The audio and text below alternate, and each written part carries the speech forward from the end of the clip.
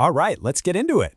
Today, we're staging a fascinating intellectual clash of the titans. In one corner, you've got the 17th century philosopher Baruch Spinoza with his ice-cold logic, and in the other, the giants of modern psychology, Freud and Jung. The prize? The truth about our own minds.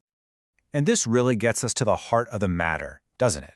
I mean, for a philosophy to really speak to us today, it has to have some idea of the unconscious, right? That whole hidden world inside us that pulls the strings. It feels like a massive, glaring hole in Spinoza's thinking. Or is it? So yeah, let's start right there. Is Spinoza's entire system just built on an incomplete model of who we are? Is he missing a fundamental piece of the puzzle that psychology only found centuries later? Well, here's Spinoza's absolutely radical countermove. He doesn't need to add the unconscious to his system, because his philosophy completely dissolves the concept in the first place. He basically argues that the whole idea of a secret, hidden mind is a total misunderstanding of how things actually work.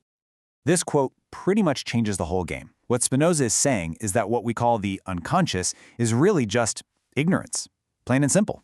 You know, we feel a sudden urge or a desire, and because we have no idea about the long, complex chain of causes that produced it, we just invent this mysterious force called the unconscious. For Spinoza, there's no dark, hidden drama, just a gap in our own understanding. So let's see how this idea stacks up against the Freudian model, the one we all kind of grew up with. You'll see the difference is, well, it's huge. Okay, so check this out. Freud gives us this incredible drama, right? There's a dark basement of repressed desires, an epic conflict, this little monster called the id, battling it out with your ego. Spinoza just sweeps all of that off the table. He replaces the drama with a clean causal process. There's no separate part of you at war with another part. Nope. There's just one single mind that sometimes gets driven by confused or, as he puts it, inadequate ideas. And that's what we experience as those passive, overwhelming emotions.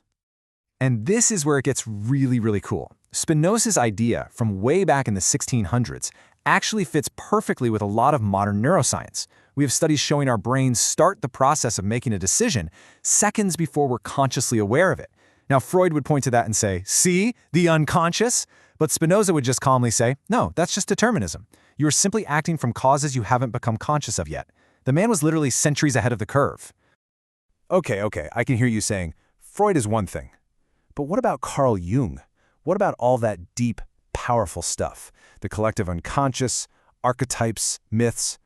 Surely Spinoza's super-rational system has no room for that kind of spiritual depth. But once again, Spinoza has an explanation that doesn't require a whole separate mystical dimension. For Jung, myths bubble up from some shared collective unconscious. For Spinoza, they pop up simply because all of us humans have similar bodies, and therefore, we get affected by the world in similar ways. It's that simple. For Jung, a symbol is like a mystical destination. For Spinoza, it's a powerful tool for the imagination for sure, but it's a stepping stone on the way to real understanding, not the end of the journey itself. And this really gets to the core of it. Jung's whole world is built on opposites that need to be brought together: ego and shadow, persona and self. Spinoza just clears the board. He says there is only one fundamental force driving everything in the universe, and he calls it the conatus. It's the basic striving of every single thing to keep on existing and become more powerful. All our complex emotions, they're just different flavors of this one unified drive.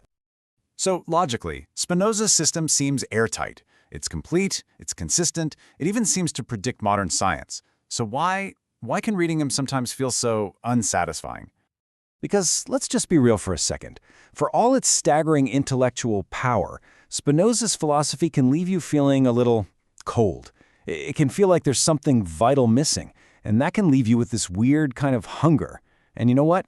That feeling is totally valid. And here's probably why.